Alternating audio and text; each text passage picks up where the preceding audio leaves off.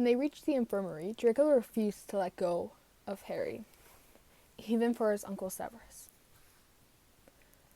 Feeling another small tendril of delight at that, Harry sat on the bed and held Draco as Madame Pomfrey healed the burn. She casted a few more spells on him, determining Merlin knew what, and nodding briefly before heading to speak to Dumbledore. Snape watched with dark, unreadable eyes at Draco. Unreadable eyes as Draco leaned into Harry. His small body wilting against the Gryffindor as he began to notice that the healing had taken out of him. Snape turned those eyes onto the other two students, Vincent Crabbe and Gregory Goyle. Were not the brightest of his Slytherins, but they had something else, something almost Gryffindorish. Snape shuddered about them. Snape shuddered about them. They were loyal to a fault, strangely enough, not to their fathers, nor to the Death Eater's principles, and certainly not to Lord Voldemort. No. These two were loyal only to Draco Malfoy, and Snape had yet to discover why. He wondered if perhaps he might find out during this Disco. Now the other occupant of the room, Harry Potter, was completely beyond Snape's ken. Why had he gone after Draco? Why had he gently held Draco when the boy was held? Why did he now still hold Draco Malfoy, as though the father was a precious china, going as far to glare suspiciously at Snape's curious look? Draco, Snape ventured, ignoring the slight start the child gave, and the subsequent glare from Potter. Yes, sir? Do you know how old you are?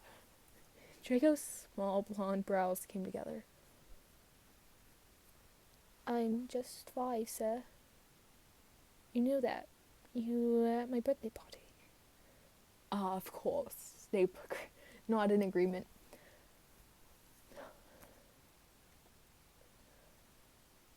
I need to speak to the headmaster, gentlemen. I trust you will be fine alone. His Slytherins respectfully nodded. Potter just went back to cuddling Draco. When Snape disappeared around the corner, Harry heard a small sniff. He glanced down to find Draco trying to hide a tear track.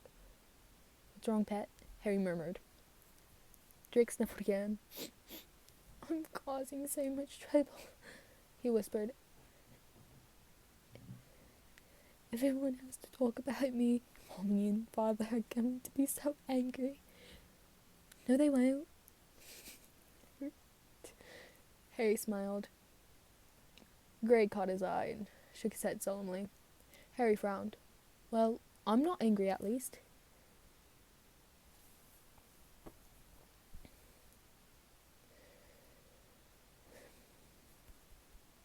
He amended. Except that someone who'd be angry at a 5-year-old for something they can't help. I'm right, I was angry about that. He caught his language in time. Draco looked up at Harry and blinked slowly. I'm sleepy.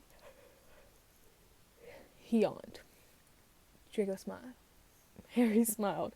So, take a nap.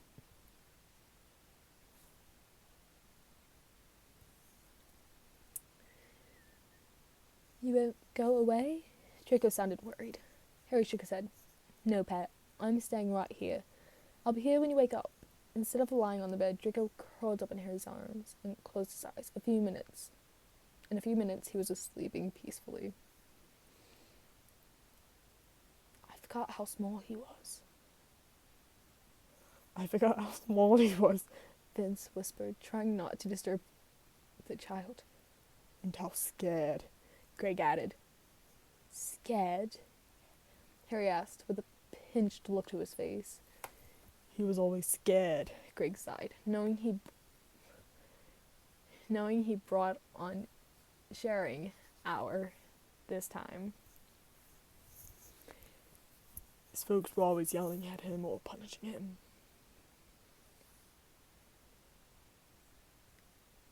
He never said they hit him, but really, even someone as stupid as us could tell they were hurting him.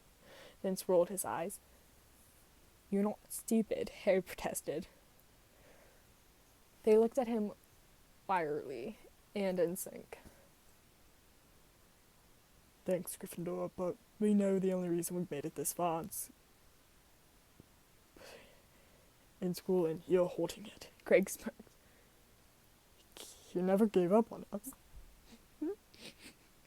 Vince stared down at the small face, peaceful in his sleep. Even when he had to stay up all night to finish his homework because he spent the evening trying to help us with ours. Greg nodded. He's a good guy, Vince stated. I know you don't like him because he's a Slytherin and because he's sometimes a bastard, but he really is a good guy. Harry looked down at the sleeping blonde. Yeah, well, I'm starting to see why he might have acted the way he did, Harry admitted.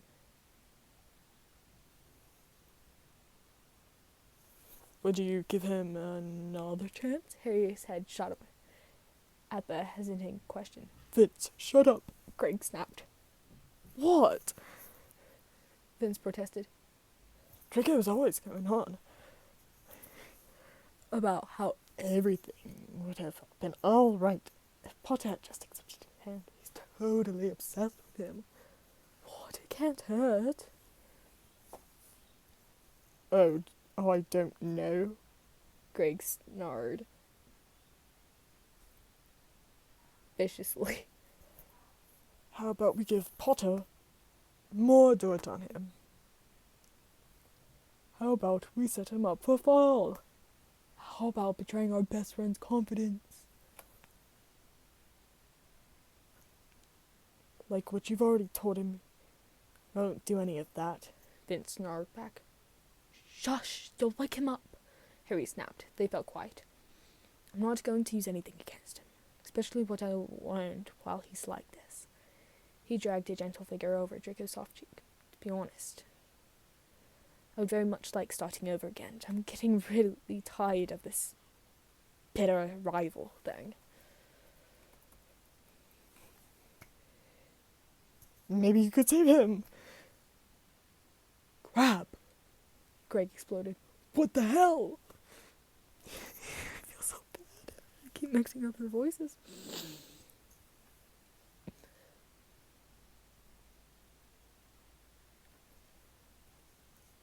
Well, he was going to take the Dark Lord. He was going to take the Dark Mark this summer. Then shot back defensively. And you know as well as I do, he didn't want that. Maybe if Potter knew, Potter was willing to change things with him, and more likely refuse. And then we could refuse too, he finished softly. None of you want to take it? Harry asked incredulously. Why? Greg asked bitterly. Did that come to a huge surprise? Well, yes, Harry replied honestly. I thought you all fully on board with your fathers.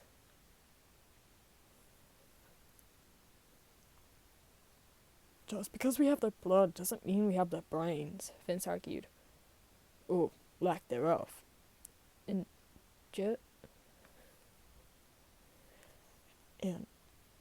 just from us, that is saying something. Stop it, Harry said absentmindedly, petting Draco's hair. You're not stupid.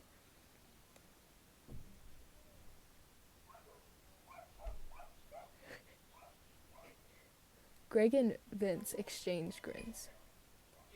Well, Harry asked wearily. This will work out just fine. Vince nodded. You already sound like him. At that, Dumbledore, Pomfrey, and Snape re-entered the room. Pomfrey looked upset, Dumbledore apathetic, and Snape looked smug, yet somehow angry. Vince and Goyle stood up, placing themselves between Draco and Harry. Whatever bad news was about to come, Snape's lip quirked at the sight, and he moved to the end of the bed. Pomfrey hovered, and Draco, what? Dumbledore seated himself right in the vacant chair. We have a problem, gentlemen. The headmaster started softly. Draco can indeed be cured of the cursed properties of the statue. However, it will take a considerable amount of time to brew, nearly 2 months. But he can be fixed, right, headmaster? Crabbe insisted. Dumbledore smiled. Yes, Mr. Crabbe. It can be indeed fixed. However, that leads us to our second problem. His parents have been notified of the mishaps, and they are not happy at all. The old man shook his head, sadly. Alas, they had many plans for our young Mr. Malfoy this summer. Plans that must be put on hold, as he is no longer of age. In addition, they seem to feel that this accident rests solely on the shoulders of Hogwarts staff. I am inclined to agree with them, if it will help keep Mr. Malfoy within our walls. What do you mean? Greg asked, frowning. Mr. and Mrs. Malfoy have stated a great dislike of the whole notion of children daring. Dumbledore stated matter-of-factly. They quite blatantly abhorred it the first time they went through it, and had no intention of doing it again. And Vince asked, tired of chasing his own tail around this conversation. They have refused to take Master... Sorry. They have refused to take Mr. Malfoy home until we have him cured. Until we have cured him. They stated now he is our problem, and will not be bothered again by it. Sniffling brought their attention to a quietly crying Draco in Harry's arms. Oh my. Boy, I am so sorry. I thought... Oh, Dumbledore said softly. I thought you were still asleep. Draco shook his head. Mommy and Father don't want me, he asked plaintively. Yep. They just can't deal with you right at this moment, my boy. Dumbledore tried to place it in a flattering light. Snape snorted. Don't lie to the boy, Albus. He already knows they don't care for him. You're just proving to him that you can't be trusted either. Dumbledore looked so sadly at Draco, who nodded at Snape's statement. Oh, I'm sorry, Mom. I'm sorry, child. It was not my intention either. I thought only to keep you from more playing. Please forgive me. Pain, please forgive me. Draco nodded and lifted his arm to wipe his nose. He froze as he saw he almost dirtied his robe. A look of fear coming onto his face again. Harry suppressed another growl and lifted the hem of his own shirt, lifting his own shirt up, exposing his belly to gently wipe the tears and snot away. Draco looked up, eyes huge, and smiled tremendously at Harry. Dumbledore smiled knowingly. Glad to see you're getting along so well with young Draco, Mr. Potter. That works out nicely for my next request. What, sir? Harry asked wearingly. Draco will be staying the summer here. Nope, I said that backwards. Wait, let me ignore that, please. Draco will be staying here this summer. Unfortunately, all the staff will be quite busy preparing for the next year, and someone will need to watch young Mr. Malfoy. What about Professor Snape? Crab asked. He's always watched him before. What the heck? That was Dumbledore. He's always watched him before. Excuse me.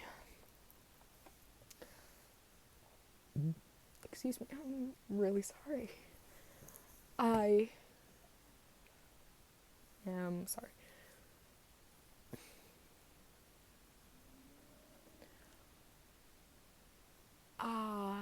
I would like nothing better than to acquaint myself with Draco, especially at this age, Snape said softly. However, if I am to brew this cure, then I must not be distracted. I simply do not have the time or resources to do both. So that brings me to you, Harry. Dumbledore smiled. Harry, do you not want to go back to the Dursleys, if I'm not mistaken? Merlin, no.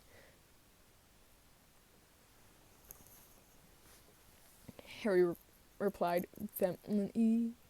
Whoa. A light of hope in his voice. Would you be able to stay over this summer and watch Draco? Harry's face erupted in a grin. I'd love to. He looks down at Draco. If that's all right with you. Draco smiled shyly and ducked his head.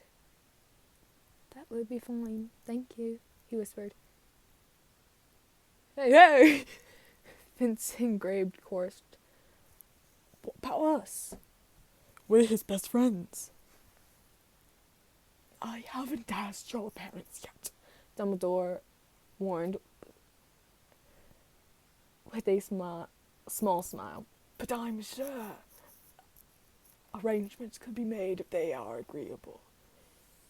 Can we out with them? Right now? Dumbledore pulled ink and parchment from a sleeve of his voluminous robes. I thought you might ask. Alright, that's enough for this one.